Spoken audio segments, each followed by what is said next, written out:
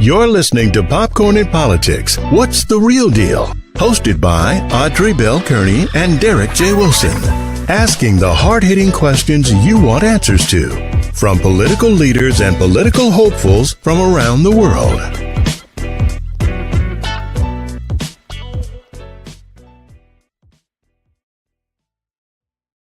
Good afternoon. Good afternoon. I got a little choked up there. Good afternoon, everybody. Welcome to another episode of Popcorn and Popcorn. I'm your host, Audrey Bell Kearney. My co-host, Derek J. Wilson, is not here, but that's okay. Don't fret. I got a guest today, Mr. Andre Wilson. So Derek is stuck in traffic. He runs about there's about 3 or 4 different things Derek does. And so right now he is busy doing one of those things. He said he may be able to pop in at some point. But if he doesn't, I can hold it down. Andre, thank you so much for joining me today. Thank you for having me. You're very welcome. So, this show is all about popcorn, not popcorn, all about politics. So it's a weird way how we got the name Popcorn and Politics. So for those of you who don't know, the name Popcorn and Politics came out of a campaign meeting where I was on I was the media person for a candidate, and we were trying to figure out ways to raise some funding. And popcorn came up, and I was like, yeah, we should just do Popcorn and Politics. It was just like off the cuff. And I was like, oh, I like that. And so I kept it. So I kept the name and started the show because y'all know I love podcasting. So that's what I do. And that's how we got the name Popcorn and Politics. But we talk about politics, and we talk to candidates and local officials about what they're doing to make our community stronger and better. So today I have one of those people with us. I have a great guy here. I met him. He's come out to my events. Mr. Andre Johnson is a graduate of Morehouse College and Emory University School of Law. He's an experienced litigator with a focus on civil rights, criminal defense, and family law. Andre has a decade of experience as a state prosecutor, public defender. He has worked with a number of organizations advancing human and civil rights, such as American Civil Liberties Union and the Southern Center for Human Rights. He also worked for a small civil law firm which handled personal injury, wrongful death, and family law cases. Andre served as chairman of the State Bar Juvenile Law Committee, where he led efforts to revise the Juvenile Code, the Georgia Juvenile Code. He has served on numerous committees dealing with child welfare, and also participated in former Georgia General Supreme Court Benham's Committee on Public Access to Courts. Andre currently serves as a Special Assistant Attorney General for the Department of Family and Children. So without further ado, thank you so much for joining me today. Thank you for having me. So, can you explain to the viewers, what does a Superior Court judge do? Because I think for a lot of us, it's so many judges, and it's so funny because we had an event recently, and my husband was sitting to the table, and he said to me, "You set me to the table with all judges," and I was like, "Well, that's a good thing. Now you know some." What does this? Because it's so many. What does the Superior Court judge do? So a few of the things Superior Court judges do is Superior Court judges hear all felony cases. Superior Court judges handle family law issues, so adoption, divorces, child custody. Those are within the jurisdiction of the Superior Court. And they also resolve constitutional issues. So a dispute about the meaning of a part of the Georgia Constitution is resolved in Superior Court. So they are in the state court system. They're the highest court in the land. I mean, obviously you have Supreme Court, but in terms of magistrate court, state court, and then comes Superior Court. So those are the areas that are exclusive to Superior Court judges. So now, for the position that you're running for, why did you feel it necessary? Because I know we have people already sitting in that position, and so did you feel like there was something that was missing that you feel like you could solve better?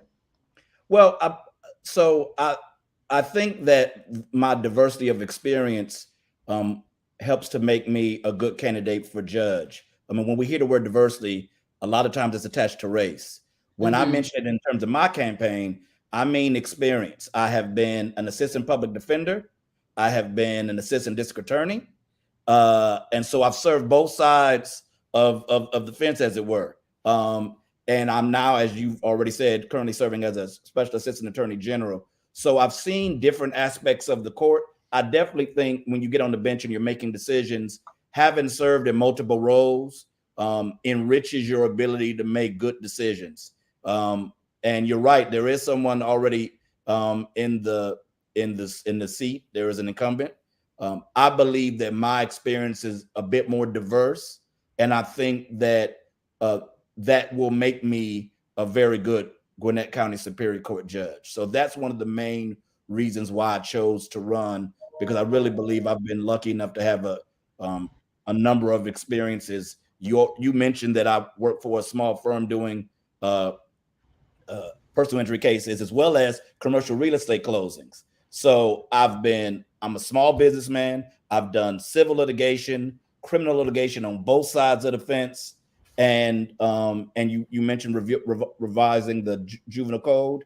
So I think those experiences, just like for anyone, enriches you. And I think it makes me a strong candidate for Superior Court judge.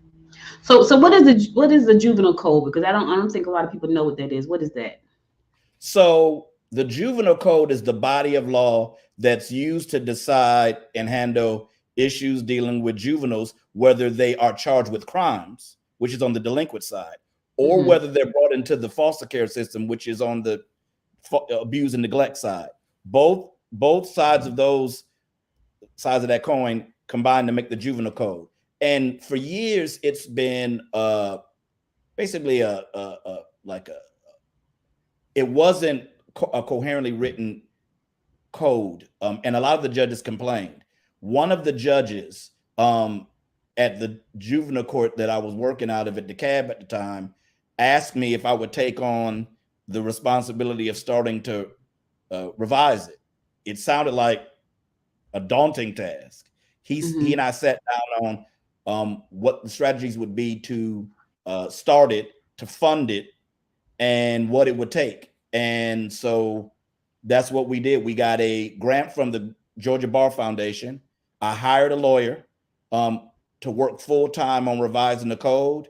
My term was 2 years. So at the end of my term, we were still working on it. So my successor continued it, and then we were able to get it through the Georgia legislature and get it passed. So, a lot of times people go to court and some people have the same exact offense, right? But when you look at certain groups, they get what's the word I'm looking for? Not charged, but they get a different outcome than others. Most of the time it's worse. How do you determine like who gets what when it comes to the outcome? I think the decisions have to be fact specific. Every case is different. So you need to carefully listen to the facts of the case. And you also need to apply the law. I think one of the problems is when you're having different outcomes in front of different judges. And really, if we're all following the law and following the procedure, there should be some uniformity so that the public knows what to expect. So in my courtroom, were I fortunate enough to be elected, I'm going to strive for that uniformity. I think that when you have similarly situated people being treated differently, it undermines confidence in the judicial process. And so that's something that I would be striving to make sure we have people being treated equally. Now, if certainly we look at criminal records, we look at the severity of the crime, danger to the community, a number of factors when you're deciding to sentence, but there really should be uniformity in that. If you have two wildly different outcomes for similar facts, I think there may be something wrong there.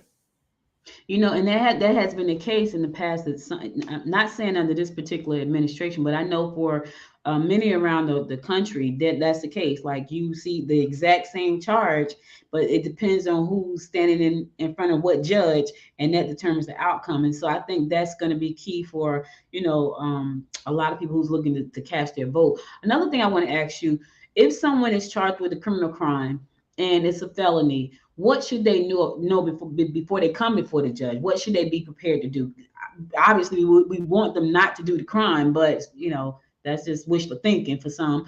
So when they have to come before you, what is it that they need to know when they come before you?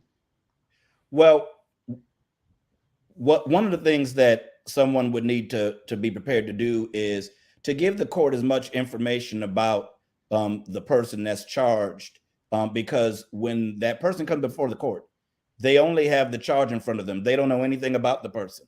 They don't know what this person has done aside from that particular crime. And so if you are that person coming in front of the judge, it benefits you, one, to have an attorney. Mm-hmm. And secondly, to make sure you share with your attorney all relevant information, everything that you can think of that happened, because a good attorney can sift through that and make a better presentation to the court. I think the worst case scenario is when someone is presented to the court for a felony and there's no information that's provided to the court aside from he or she is accused of this crime. Because I think most judges want to know as much as possible about the individual that that's in front of them, because it makes the decision, it makes for a better decision when you know more information. And I've heard judges tell me after the fact that they wish they knew this particular information at the time or that particular information at the time. So as an attorney, I've always erred on the side of trying to present the most complete picture of the person that's accused as possible. Now, you said you were a public defender before, and I got to tell you a quick story. So when in my younger heydays, I went to be a paralegal, and I had to work in the public defender's office. And boy, was I surprised about some of the things that I learned in that industry. But so clients who cannot afford an attorney often opt for a public defender. And sometimes I know from working in that office that there's a lot that a public defender does. It's almost like being a teacher. They do a lot of work and they're totally underpaid. But there are some people who just cannot afford to be to have an attorney, and they have to go towards a public defender. And so there's a fear that if I get a public defender, my case is not going to be heard properly and things like that. What can you say to that? Well, I can only talk about my experience as a public defender and the public defenders I've worked around. They're some of the best criminal defense attorneys I've had the pleasure of being around. You do a lot of cases, you learn a lot, and you know the law because you're dealing with such a large volume of cases. And the individuals are pretty conscientious when it comes to the clients and communicating what needs to be with the judge. So I can only say good things about public defenders. I realize that everyone's experience is different, but one of the reasons why I wanted to run is to really eliminate the difference between you coming in front of a court with a high-powered attorney and you coming in front of the court with the court-appointed lawyer. There shouldn't be a difference in how you're treated. There shouldn't be a difference in how you're heard. There shouldn't be a difference in the process. There should be uniformity in that. So I do know that there are times when, and you've seen it, public defenders are overworked. We've already talked about underpaid, and sometimes they don't have the opportunity to really give the cases the time that it needs. If you're a judge, you need to be on the lookout for that.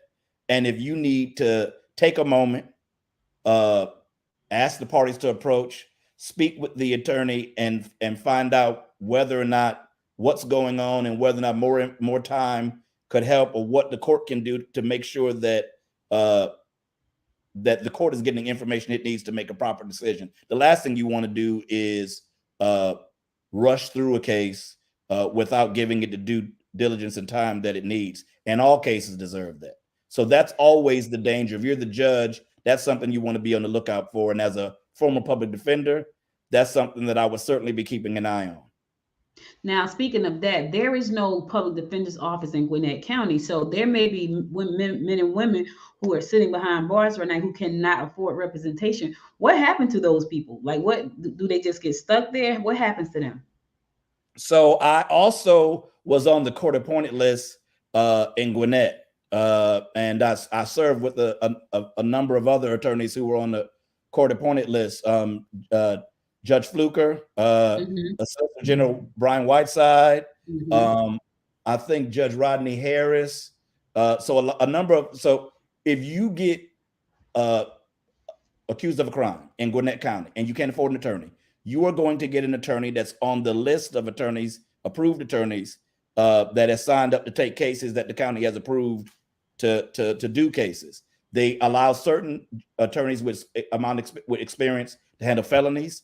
Other attorneys handle misdemeanors. When I signed up, I handled felony cases in Superior Court.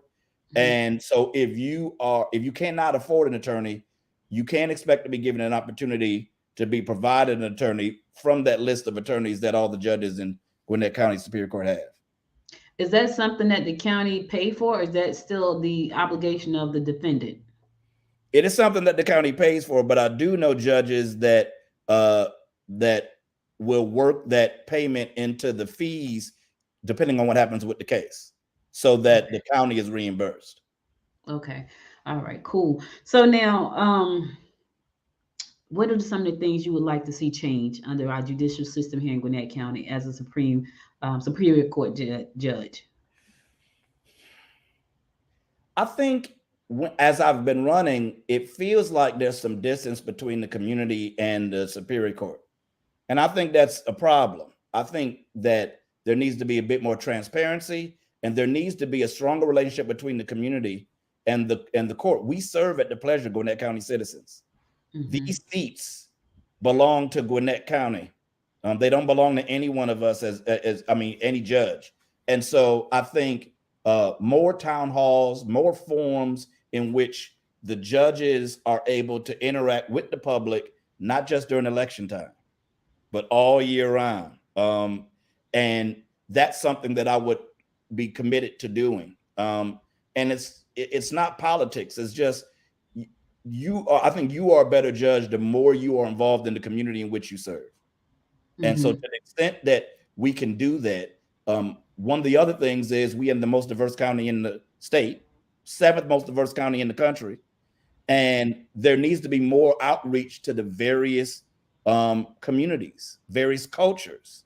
At my son's high school and elementary school, they had International Day where we're celebrating all of the various different cultures. And I know we do that a little bit within the county, but I mean specific to the courts, identifying programs that celebrate the diversity of the county and allow people from all over the county an opportunity to interact with the judges in which are sitting on the bench. So those are some of the things that I would be trying to push if I was elected Gwinnett County Superior Court judge. You know, and that sounds like a great initiative, because I think most of the time when our citizens think about a judge, they don't think about a judge until it's time to go before them for some reason. And correct. So what would be as a citizens in a non law environment where you're there, right? What can citizens come up to you and say, hey, Andre, Judge Johnson, this is my issue? Can they come and talk to you in these forums where you're going to be? Because I think when you think about it, like I don't ever recall ever talking to a judge outside of me getting a traffic ticket inside of a courtroom saying I was speeding, or whatever the case may be. I had these parking tickets. Well, that's when I was in Jersey. I had a bunch of parking tickets, but I paid them, y'all. I paid the tickets. So what would be some of the things that as a judge you would be in the community talking to these people about? Because I think that they feel like, what am I going to talk to a judge about if I'm not in trouble? Well, I think the first step, because we got to do it in steps. The first step is educating the public to what we do, because most Gwinnett County citizens do not know what a Gwinnett County Superior Court judge does. Right. And that's something that we have to attack head on. In terms of things that they can talk about, unfortunately, judges can't dispense legal advice. So I can't, if somebody says, well, I got this, and can you help me? I can't help in specifics, but I can certainly make them more aware of what the court does. And I think that's the first step in bridging that divide between the community and the court. So once we've done that, then we look at other innovative ways that we can engage the community. But the first thing that the community needs to know is that the judges are human beings, flesh and blood human beings, just like everyone else. And I think to the extent that we can humanize the court, the judges, it takes that stigma away, because people are terrified a lot of times when they come into a courtroom. You come to the courtroom, the judge is sitting on high, he or she, and depending on how they interact with the public, it can make you extremely nervous and extremely uncomfortable. And that's not a feeling Gwinnett County citizens should have, or anybody else that goes into the courtroom for that matter. So that would be one of the things I'd be pushing for. My niece she was going to Georgia Southern University, and she got a speeding ticket over in I think it was Jefferson County, and it was a highway that everybody gets a speeding ticket on, because I guess there's no traffic, so it's like a speed trap. Right. And when I tell you, Andre, she had to go before the judge, and she was sitting there the whole time, and we saw people go before the judge that had been there 4 or 5 times, right, and they walked out the door, and she was sitting there just terrified. So when it was her time to go before the judge, I see the judge just bust out and start laughing. So I can only see her back, but I can see his face. I'm saying, what is he laughing for? And so he slapped on the wrist. She had to pay $100 fine, and she had to do a report about speed driving too fast. So she had to. So when we turned to leave out the courtroom, as soon as we stepped across the threshold out the door, she just bust out and started crying. She was so petrified. And even though she had seen people who had been there 3 or 4 times, he let them walk, she was still very petrified. So you're right. People go to court and they just feel like, oh my God, he's going to throw the book at me. I'm going to prison. Because she said, you think I'm going to jail? I was like, you're not going to jail. Did you see the man who's been arrested 4 times and he had marijuana? Like, you're not going to jail. You got a speeding ticket. You're going to college. But you're right about that. So I think being able to put people at ease about, if they should have to come before a judge, hopefully they don't. But you just never know. Now I want to flip it for a second. So you do family. Do you do anything did you tell me you did something on the family side, family court?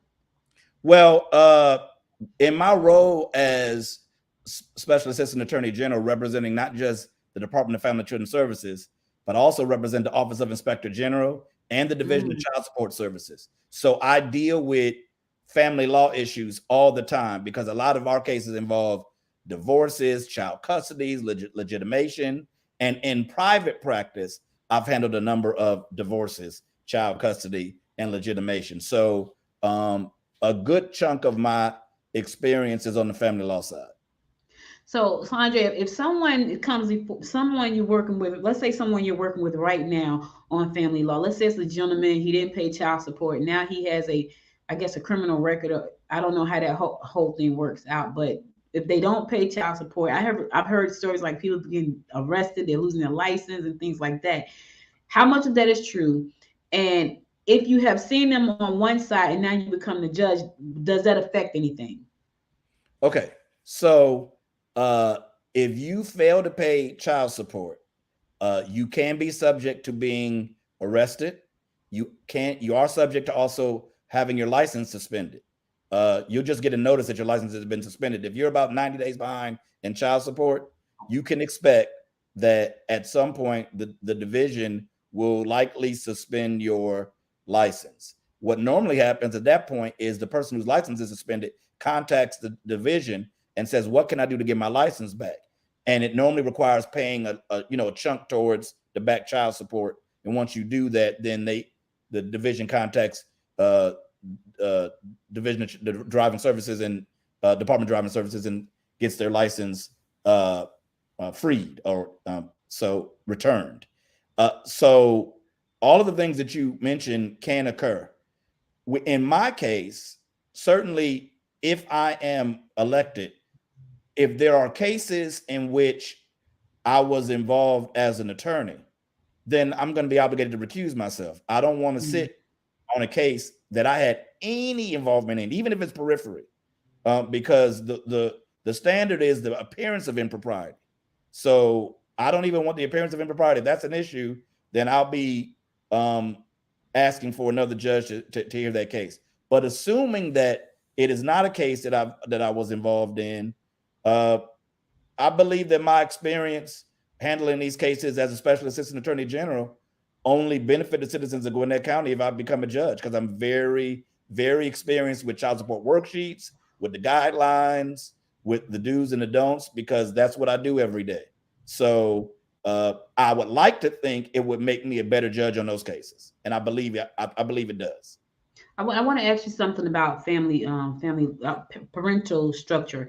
So, there's a situation that I'm aware of that there were two parents. They were not married, not ever married, had a child, and that child resides with the mother. But then the dad wanted some type of custody, but he was doing all kind of crazy stuff, so they had to go to court. And so when they went to court, the the judge said that the mother had mostly all of the rights. Can you explain? Because I still don't understand that process. Like in Jersey, when I was living in Jersey, if you had a kid, you guys shared the rights. It wasn't like you like the father had no rights at all, especially if he was okay. But if he was even bad, he didn't he still had some rights. Here it's like a little bit different. Like you have to claim custody, I guess it was. Yes, ma'am. Yes, Okay. ma'am. So in Georgia is one of the few states in the entire country that requires children to be legitimated before a father has legal rights to the child. He has to file an official petition, official request with the court asking that the child be recognized as his child legally. Until that happens, the father has no legal rights. The mother has legal rights, but the father doesn't, even if the father signs the birth certificate. He still has to go through the legal process of filing a petition for legitimation. That's something that we deal with all the time because most fathers don't know that. When everything is fine when the mother of the child or the father of the child are getting along, but when they aren't, and the father says, well, I've been providing this, I've been doing that, and wants to assert his rights, if he hasn't filed to legitimate the child, he's at a disadvantage. So normally what happens is when you file a petition for legitimation, asking the court to recognize you as a legal father, it is also tied to a request for a custody arrangement. So that when the legitimation is granted, you say, now you've granted it, judge. Now I want us to work out an agreement between me and the mother in terms of how many days do I get to, how are we going to divide this up? Is child support need to be paid?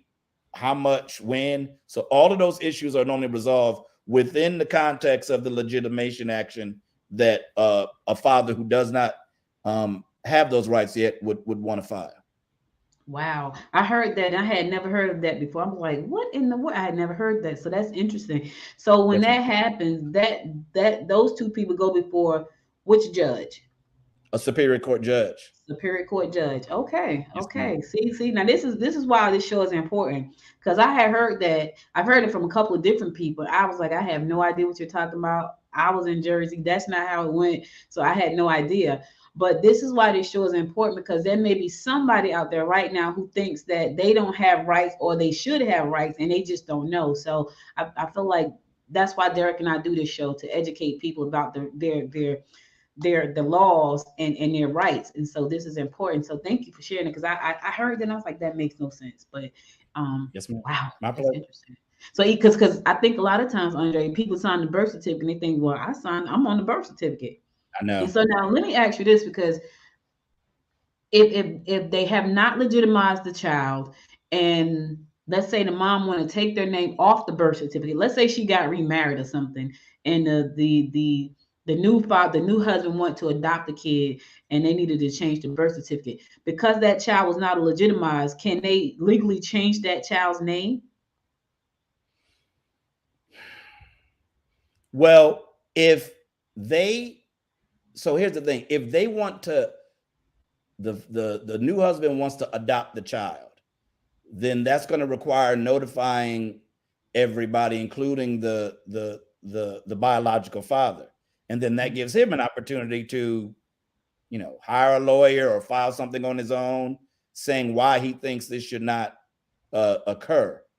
So in theory, it cannot happen without parties being notified, but a court can grant it after hearing all the evidence, but it's not an automatic thing. Has to go through court, and a determination would have to be made whether or not that's in the child's best interest. Wow. I want to switch gears a little bit when it comes to handing down sentences, right? Because we see some sentences that are just huge, like you get a lot of time, and then you see some that are not so radical. What makes you? How do you determine who gets what and how much time? How does that process work? Well, that's hard. And, most judicial candidates can't tell you how they're going to decide cases beforehand. The Judicial Qualifications Commission doesn't think that's appropriate. So the only thing I can tell you is my philosophy will be listening to all of the evidence, all of the facts, making sure everybody has a chance to be heard before rendering a decision with respect to sentencing. I mean, that's one of the most awesome responsibilities that a judge has. And it's important that the public has confidence in it. And again, we go back to that uniformity and making sure that you're using the same standards for every case. I think that benefits the court, and it certainly benefits the public with respect to that. So the judges that I've gone before, that we know there's how they normally sentence, that even if it's a judge that sentences people harshly, you want to have some predictability in what you're likely expecting, because then you can advise your client. Then it allows you to decide what you're going to do. Then if you have a judge whose decisions are all over the place and there's no way of really knowing for sure what's going to happen when you go in front of the judge on that day. So I can't give you insight into the particulars as a judge, but I can tell you what my general overriding philosophy will be, and that is certainly to make sure that I'm leaving no stone unturned in terms of what I'm considering with respect to relevant admissible evidence before rendering a decision. And those are things that I take seriously, and I'm sure most of the judges on the bench now also do, because it's an awesome responsibility when you're deciding to sentence a human being on a case. Yeah, I don't know if I could sleep at night unless whether they just did something totally egregious where I'm like, oh my God, they'll probably give them life for like 12 lives and stuff like that. But so I won't be a judge. I know that, right? Okay. So what do you want people to know? Why should they go and vote for you? Well, because again, I think that it's time for the bench to reflect the diversity of the county. And when I say that, I mean diversity of experience. Let me just say, it's not uncommon to have a judge whose only experience is prosecuting. But when I started out my career as an attorney, I didn't know I wanted to be a judge, but I did know that I wanted to get as much legal experience as I could. And so I look at it as a benefit that I've served as a prosecutor as well as a public defender. And I hope, and I do believe that Gwinnett County residents will look at my experience, all of the various things that I've done, as well as personal experiences as a human being. I'm a father. I've been married over 20 years to my wife. We've been raising our 2 kids here in Gwinnett County, right in the Parkview cluster. And so all of the things that you deal with on a day-to-day basis, raising a family, running a small business, trying to keep your head above water in terms of all the responsibilities you have, those are all the things that I bring to the bench separate from my legal experience.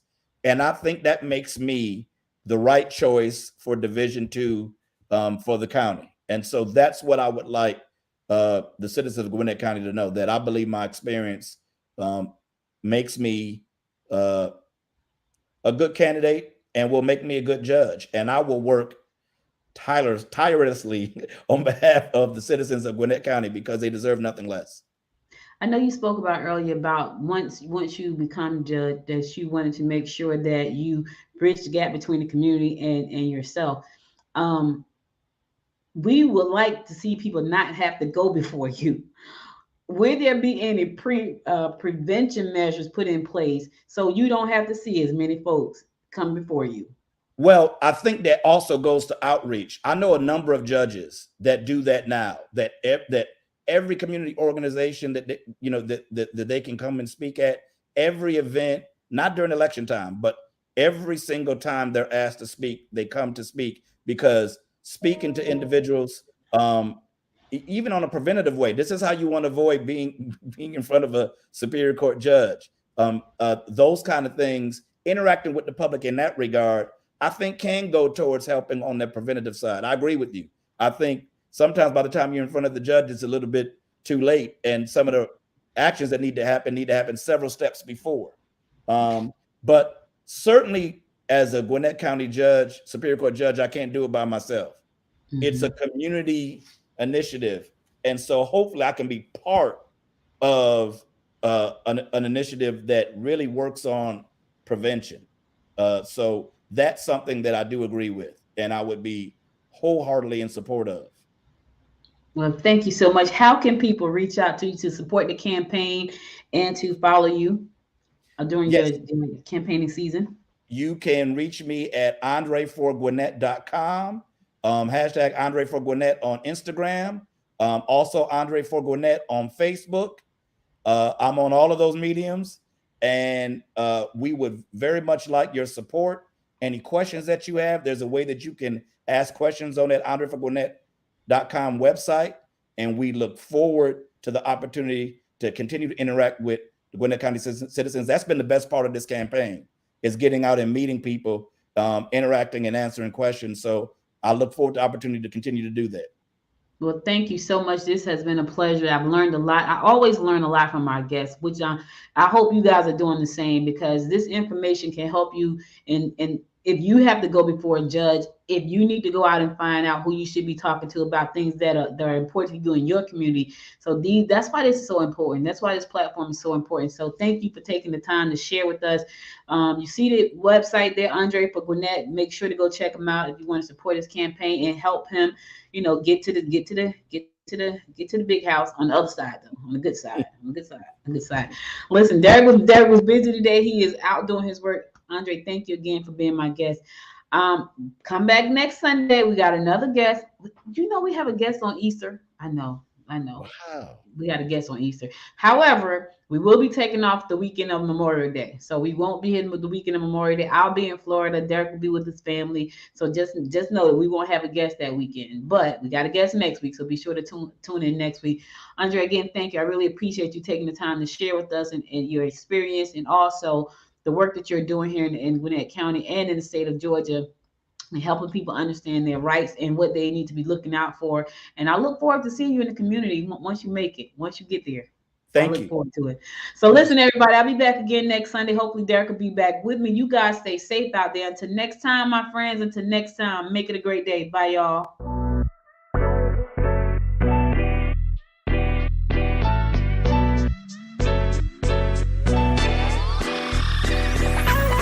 You've been listening to Popcorn in Politics, What's the Real Deal? Hosted by Audrey Bell Kearney and Derek J. Wilson.